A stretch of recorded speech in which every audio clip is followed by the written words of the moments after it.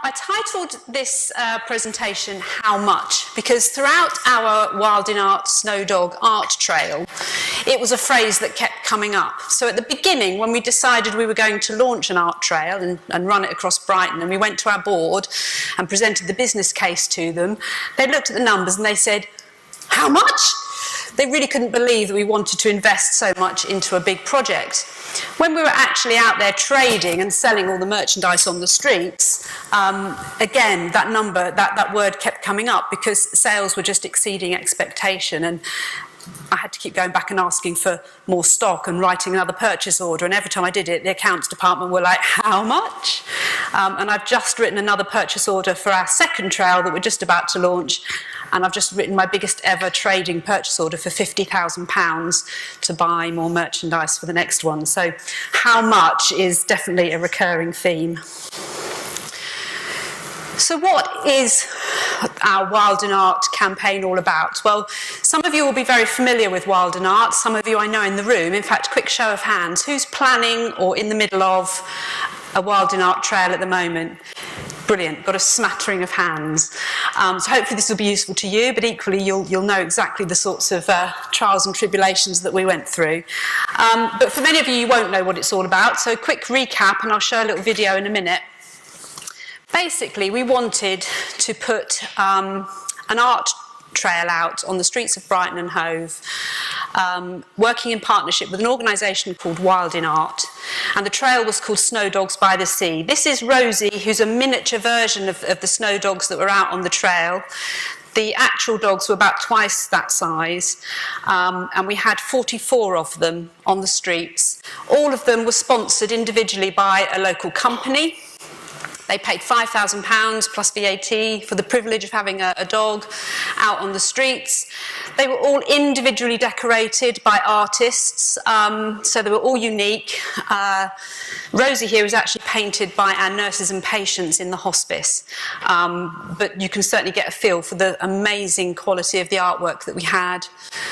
We had the trail actually ran across 9 weeks from September to November in 2016, which was a gorgeous autumn. The sun was shining all the time, it was warm, it was dry. Our trail that we're doing this year, I've just got my fingers crossed that we have similar weather. The trail spread, if you walked the whole trail, it was about 18 miles long. I did not walk the whole trail all in one go, although I think over the 9 weeks I definitely probably walked it the equivalent of at least twice.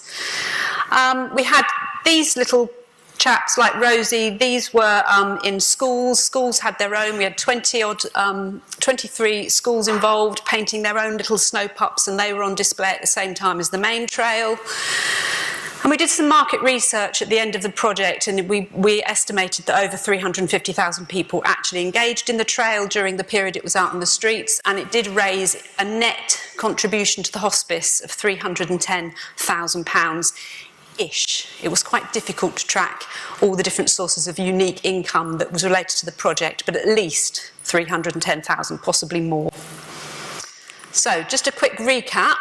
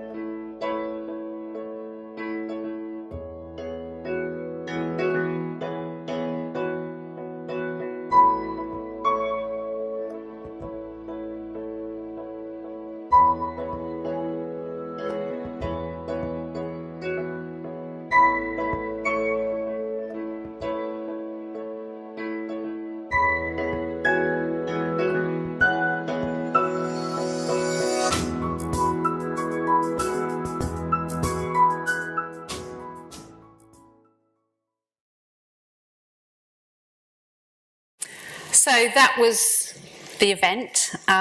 Brings a tear to my eye remembering it all. And there were some impressive numbers in there, which I'll touch on later as I go through the presentation. But to raise media coverage in our city worth nearly £500,000 and not having to spend too much money on that was absolutely wonderful. And 14 million hashtag impressions. It's not quite the same as the Grenfell 290 million impressions, but 14 million in Brighton alone was pretty staggering for us in terms of social media.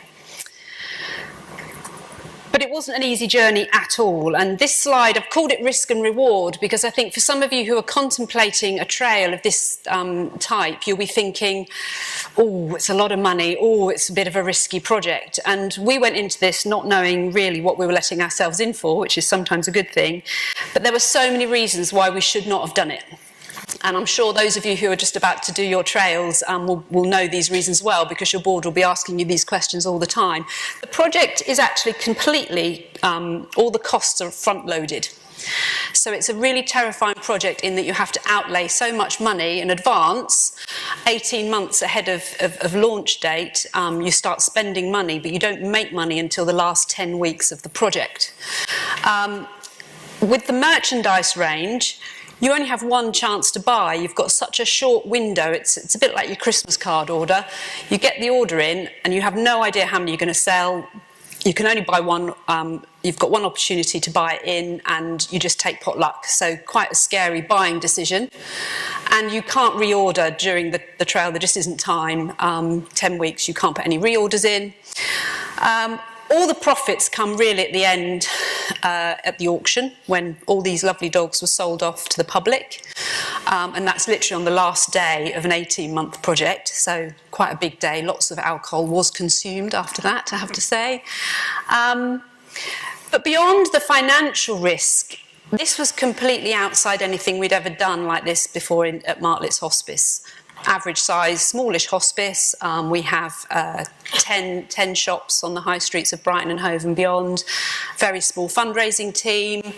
We'd done the midnight walks and the Light Up a Life events, but nothing on this scale before. And we just didn't think we had the capacity, the capability, the knowledge to do it. It was completely untested. We'd never had a trail like this before in Brighton. Brighton is a very arty city. It has its fringe, it has its festival, it has its pride, but it had never done anything like this before, so we had no idea if people would even take to it or enjoy it. And the timescales involved in a project like this are completely unyielding. You know, you buy the dogs. You haven't even got them sponsored, but you're already committed to the project. You have to get your sponsorship in. That project is going to go live on your live date. You publish that 6-8 months in advance, and it's going to end when it ends. And there's no flex in those timescales at all, which is a challenge for me because I'm not great at deadlines. There's a picture there of one of our shops. That was our Church Street shop in the North Lane in Brighton, proudly showing off its merchandise in the window. But really, with anything like this, there are always reasons not to do something. And I think the thing I've learned is that, you know, feel the fear, do it anyway, because you're never going to make any money if you don't speculate. You speculate to accumulate, and we took those risks and we took on those challenges, and we're very glad that we did. Logistically, it was a nightmare. There's the lovely Roodle being manhandled off the back of a truck. Now, luckily, the product was not as big as that. So this is the figurine. I told you to have props. So that was one of our sellers. So that's Gizmo. There with these lovely little sock ears. That was the core product. So we had 6 figurines like that in different designs, and we had a paint your own, and then we had some other associated merchandise. But we had to, first of all, we had to design the range, and we couldn't actually do anything until we knew what the artwork looked like. And the artwork we decided in the May, and so we couldn't actually start buying anything or planning the range or designing anything literally until we knew what the artwork was. So we only had 4 months from artwork decisions being made in May to having to have the product ready on the streets in September. Once we'd got the design done, we sourced the product, we got the designs in place, we had all that proofread. We were working with Snowdogs, which is owned by Penguin, and so everything we had to do had to be signed off by them, and they weren't very quick, so that was a challenge. But we finally got to the point where we could actually put the final stock orders in about 8 weeks before we launched, completely blind, had no idea what I was going to be ordering. So I said to Charlie, who runs Wild in Art, I'll have 80 of each of these figurines. And he said, no, you've missed a naught off. You need about 800 of each. I said, no, Charlie, I know that's what you tell me I should sell, but I'm being conservative. I'll have 80. So we ordered 80 of each. I hate it when he's right. We then had to go out and recruit volunteers. We wanted a pop-up stall in our local shopping centre. We needed staff, we needed volunteers for that. We needed volunteers for the trail generally. But in Brighton, you really can't do anything in August. The trail started in September. August is a lousy month to get anybody to do anything because Brighton is either full of tourists or the locals just desert. So we only had a few weeks really to actively go out and recruit volunteers and get them on board. We had to confirm the location, the design and the setup of the pop-up, and it was a pop-up, as in Churchill Square Shopping Centre very kindly said we could have a free unit. BHS had just closed. I was very excited. I could fill the BHS with Snowdogs, no problem. Sadly, they wouldn't let me have BHS. And they kept saying they'd find us a space. Don't worry, Sally, we'll find you a space, we'll find you a space. And literally 2 weeks before live date, they said, we've found you a space. It was about this big. And I'll show you a picture in a minute. So that was quite scary, not even knowing physically where we were going to be trading from. Then we had to do all those retail basics. I don't know if Moreplan are here today. Thank God for Moreplan and their next day delivery. Thank God. Because we needed carrier bags. These boxes, if you buy 2 of these, none of our carrier bags were big enough and we needed carrier bags, so I had to order paper carrier bags. We didn't have an EPOS till in the shopping centre, so we had to have one of those old-fashioned tills, but then we realised we had no power, we had no Wi-Fi. It was just a nightmare, but we got all that sorted in the 2 weeks that we had to do that. And then what do you do with all that cash at the end of the day? Well, luckily there was a post office in Churchill Square that accepted our banking on a daily basis, which was wonderful. Stock management was a nightmare. We have a warehouse distribution centre in Hove, and we had some stock in there, but we couldn't hold it all in there. So we also had storage behind our warehouse that Charlie was paying for as part of the Wild in Art storage, so he had stock there. And we had to get it into Churchill Square on a daily basis. We had no local stock storage at all, which I'll talk about in a second. And then, of course, we had to make sure we had enough staff and volunteers to actually rota over the trading hours that we could trade in the shopping centre. And initially we couldn't trade more than about, I think it was Thursday, Friday, Saturday, we decided we could trade 10 till 4 on those days. And then we obviously realised that we needed to trade longer than that, so we were desperately trying to build up volunteer hours to cover a longer trading period. So it was crazy, basically. We were running to stand still on all of these deadlines. It was all very lastminute.com, but we got there in the end. Ta-da! And that was our lovely pop-up shop. I call it a shop, it's not a shop, it's a trolley. Lovely team of staff and volunteers there. So what we did is it was beautifully branded. We had that print work done just before we opened. This is where we are in Churchill Square. It's all about location, so luckily we were in a really prime footfall area on the ground floor, just as you come up the stairs from the car park, so fantastic footfall, visibility. There was no storage, so this is literally just a counter. There was a couple of cupboards at the back, so we kept all our stock as much as we could in those cupboards. But we literally had to bring stock in. It was in my car, in the car park, in the back of my car, and we were bringing it up through the day as we were trading. The range was mainly the figurines, as you can see there, so these guys, but we also had tea towels, aprons, mugs, little soft beanie toys, notebooks, and pens and pencils. But not a huge range, but there was lots of bits and bobs at different price points. We wanted to cater for children with their pocket money and collectors who were prepared to pay. These were £35. The figurines retailed at £35 each. And we thought that at that price point, it would be quite a hard call. You know, in most of our shops, as you are probably in the same position, our average selling price is nowhere near that. People bulk at anything over a tenner, unless it's a piece of furniture. So we thought £35 was quite an ambitious retail price for the figurines. And they all had their own T-shirts as well, which looked lovely. I will just say also, there was no tea, coffee, no chairs, no stools, no refreshments at all. So our lovely volunteers, I mean, these are the gorgeous young ones.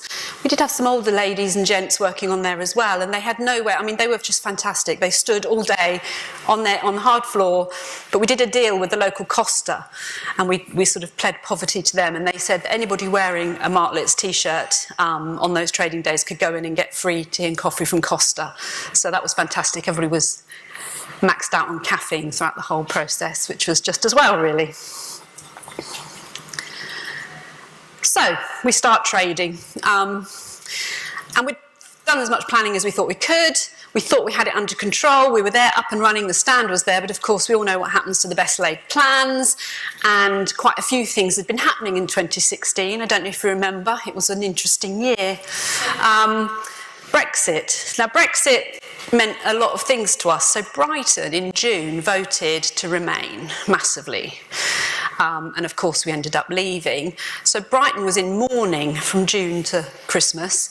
And I think that actually had a double-edged effect, really.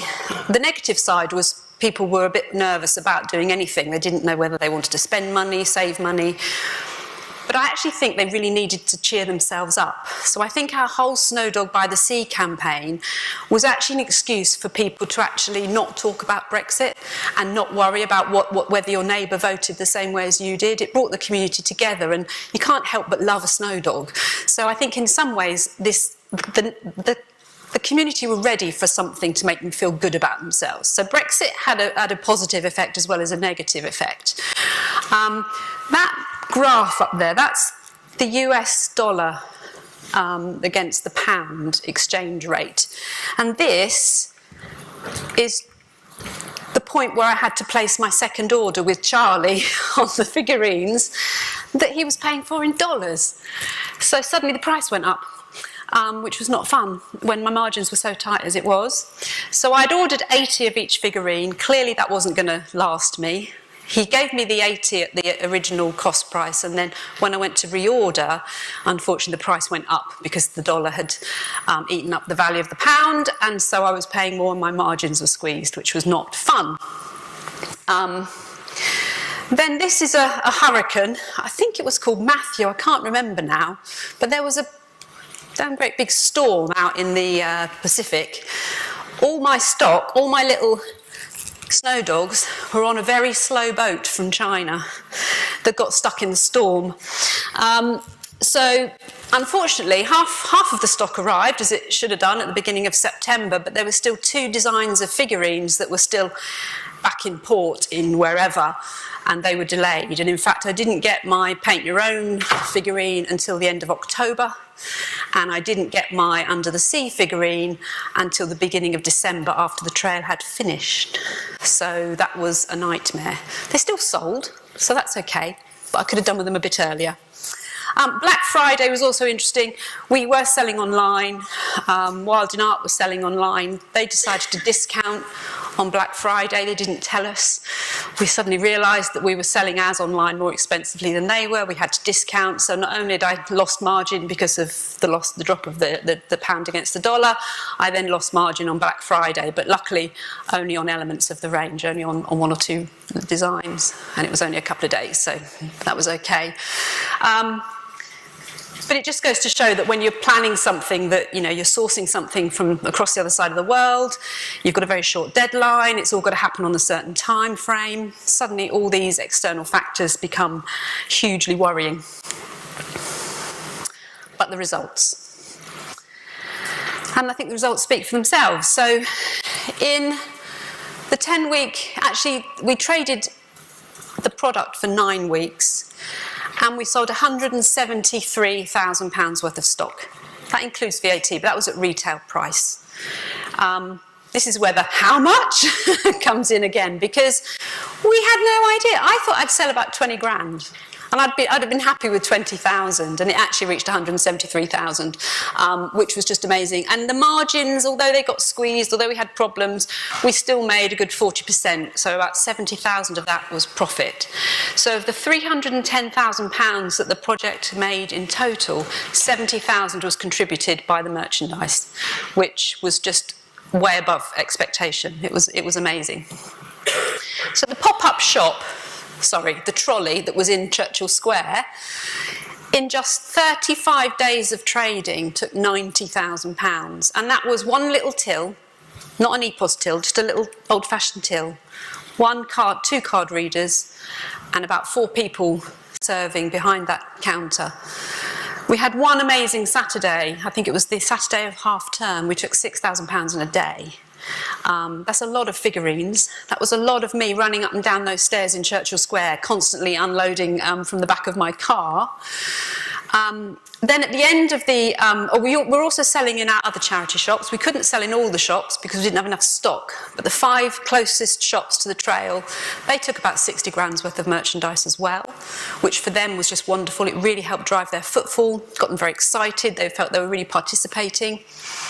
Then we had a farewell event at the end.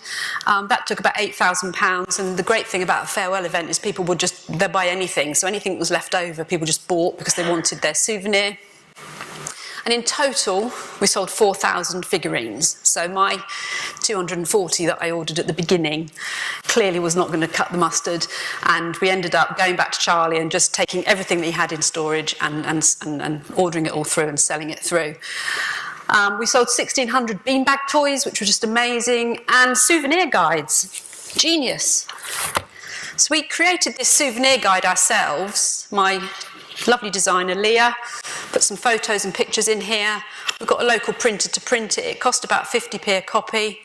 We sold it for a £5 and I sold 2,000 of them. So 10 grand just came from that, and that was non-VAT, so that was all profit. Genius. Not my idea, but there you go. And we just about sold everything. It was one of those things that people just wanted a souvenir, so when the bestsellers sold out, they bought the next thing, and everything eventually sold, except for notebooks. So I brought a few here with me today, so if you want a free notebook, please take them away. I've got loads of them left. You can't get it all right all the time.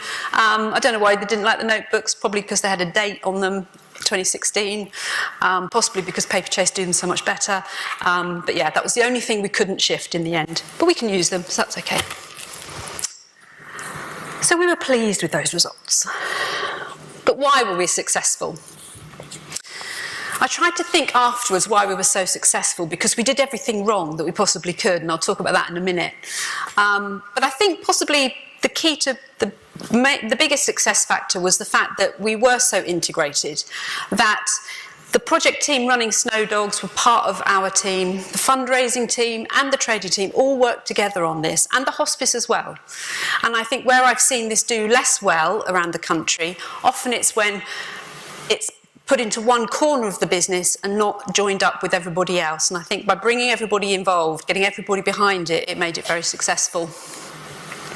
Good and dedicated people, you can't obviously ever do anything without good people. The amount of extra work, and listening to Paul talking about, they had their day jobs to do, but then on top of that they were doing this as well, and it was incredible, the amount of energy that people managed to find and how hard they worked. Social media was absolutely vital. Instagram everything, tweet everything. We were, the 14 million hashtag impressions that we got of Brighton Snowdogs was because we were constantly working the social media, and everybody was talking about it on social media. And I think that now in Martlets, we've got a social media comms officer. We do so much more now on social media than we ever did before, because we learned through this campaign how to do it well. We had a very different approach to recruitment. So these ladies here are my trail makers, who we recruited for the trail.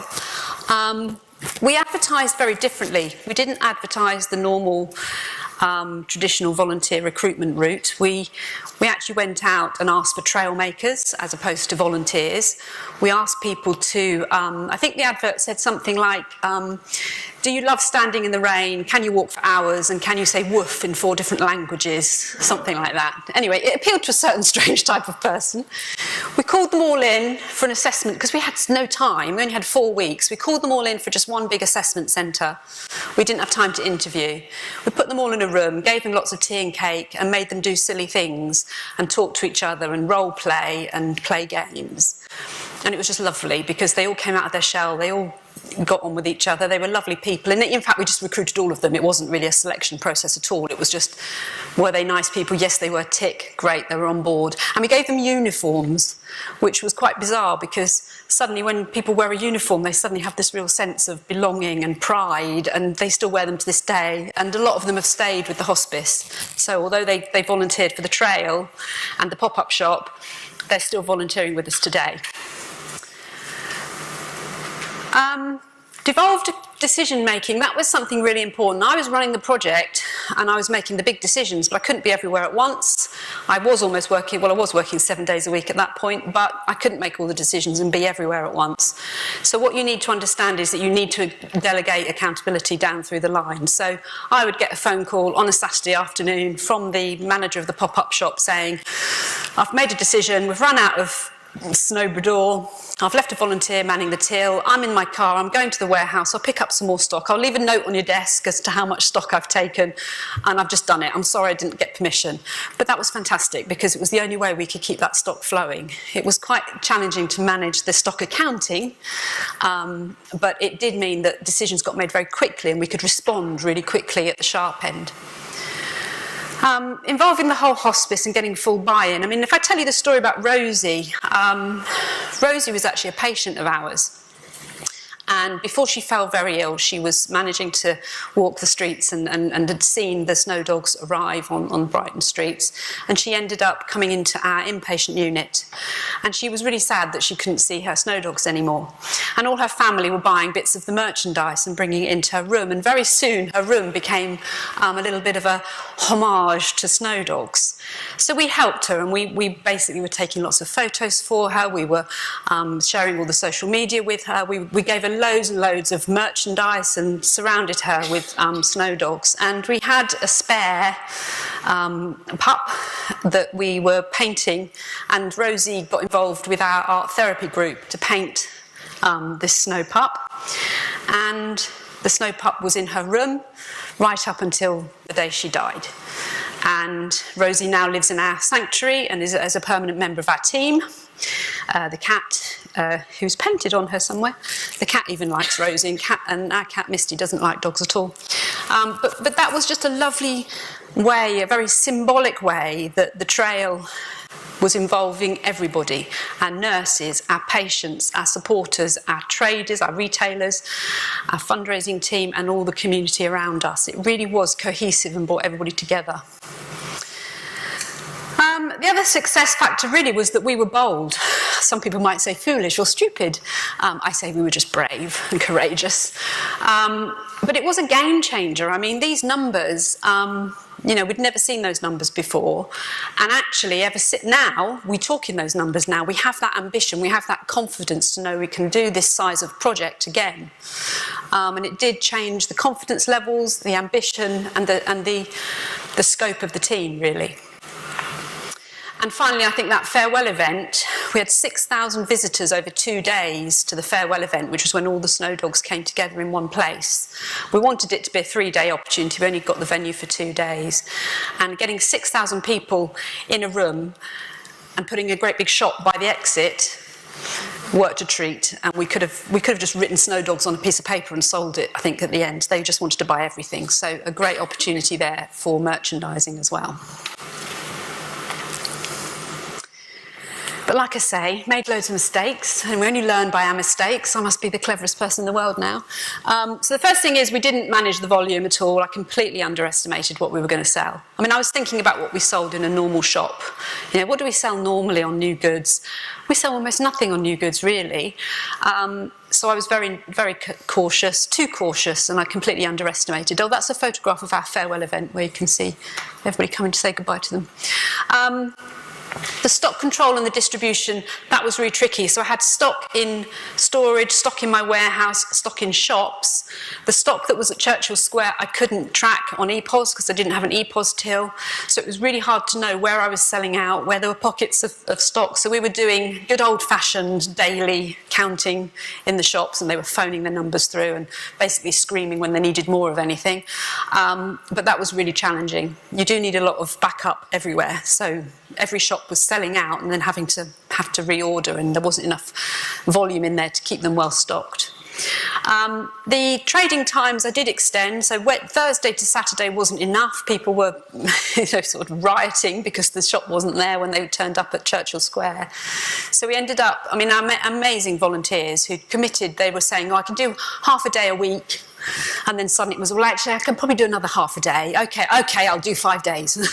They were doing Wednesday to Sunday, and we were trading Wednesday to Sunday, 9 to 5 and beyond. And in the shops as well, they were all going the extra mile to really be open and trading as much as possible. So you really need a lot of volunteers, a lot more than we had, but luckily the ones we had were just amazing in how much they did.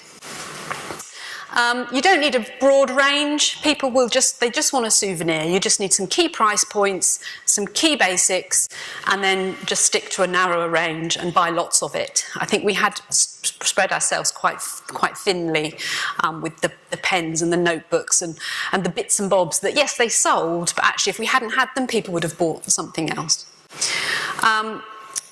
We wanted to involve all of our shops, but I didn't have enough stock. And so the shops that weren't actually on the trail route, the ones further afield, they were a bit disappointed because they weren't involved, and they got a bit miffed because everybody was so excited about Snowdogs and they weren't part of it. So that was a shame. I wish I'd had enough stock to supply them. The hospice shop, I mean, my hospice shop doesn't usually trade much. It doesn't take much money. It's there as a service to our patients. But my goodness, did everybody want to buy Snowdogs from the hospice? The staff, visitors, everybody, patients. And so we were putting a lot more stock into our hospice shop, and they traded brilliantly. I mean, they did really, really well. We should have started earlier. That is easier said than done because of the pressures of the project timescales. But obviously this time we're doing another trail this September, and we have managed to start everything a little bit earlier, which is making life a lot easier. We didn't sell a lot online. Wild in Art had an online shop that they stock from Cardiff. We didn't have much online ourselves. And that was because I couldn't ring fence the stock. I needed the stock to be going to Churchill Square. It was hand over fist to try and get it into Churchill Square. But had I had more stock, I could have sold a lot more online. 1 in 5 of the people who visited the trail, our research told us, were coming from out of town. We had people coming from Scotland, from Wales, from all over the country to visit the trail.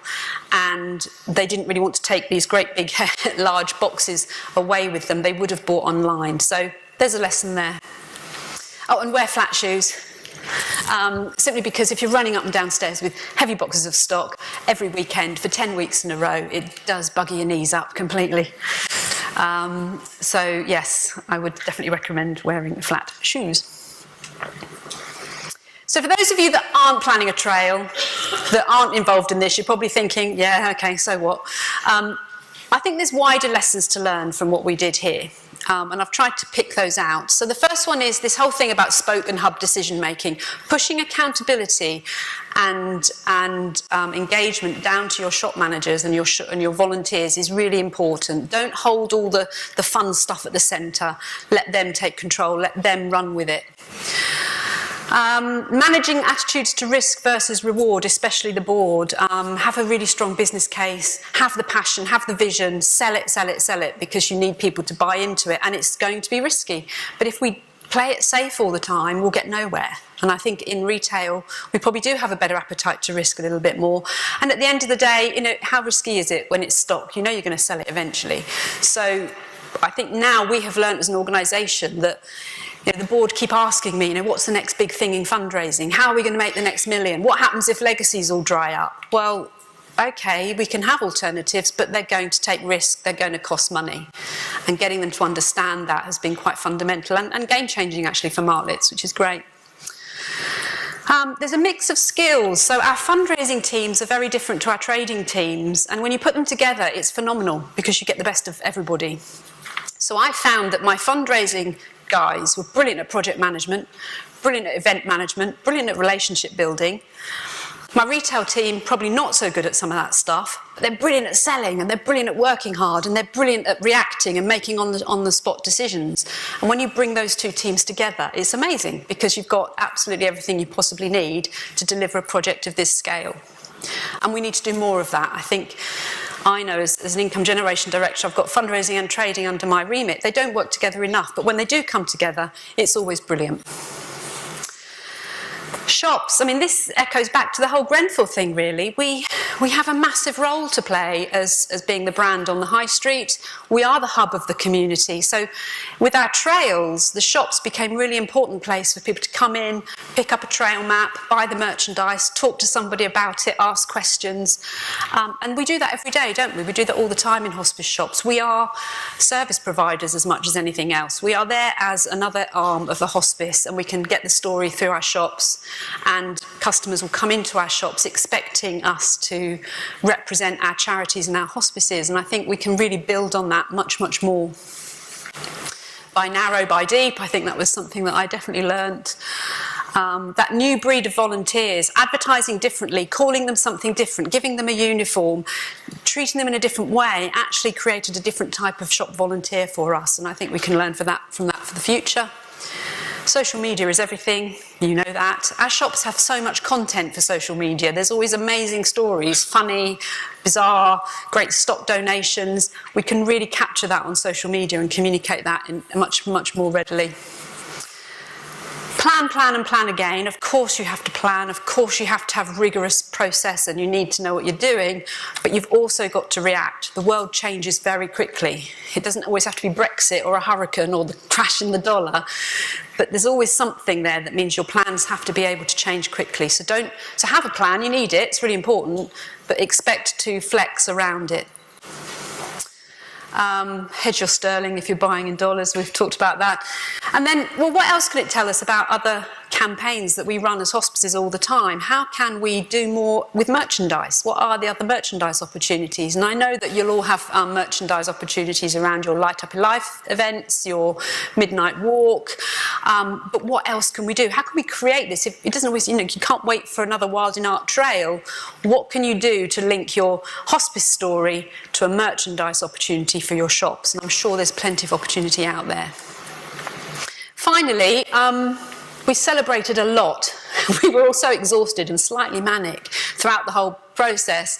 It was really important to celebrate, and there was a fantastic team morale throughout the whole trail, which was great because I was asking a lot of people, but it lasted beyond that. So in the following year, we did apply for awards. We won the Hospice UK Retail Awards. We won the Brighton and Hove Business Award for Best Event in the City, and we were up against Pride, the festival, and there was another one, but we won, which is just incredible.